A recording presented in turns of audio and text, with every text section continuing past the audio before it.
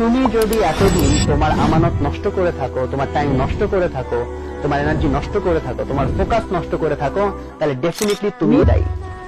এই দায় থেকে মুক্তি যদি পেতে চাও, ভবিষ্যতে যদি ভালো করতে চাও, সেটা অটোমেটিক হবে না।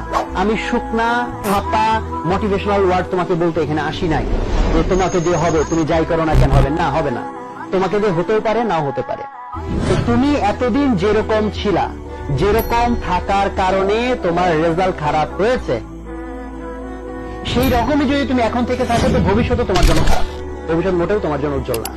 রিপিট ইট, তুমি এতদিন যেরকম ভাবে চলেছো, যেরকম ভাবে তোমার টাইম এনার্জি নষ্ট করেছো, তুমি যদি সেই হ্যাবিট চেঞ্জ না করো, তাহলে ভবিষ্যতে তোমার জন্য ভালো কিছু নাই।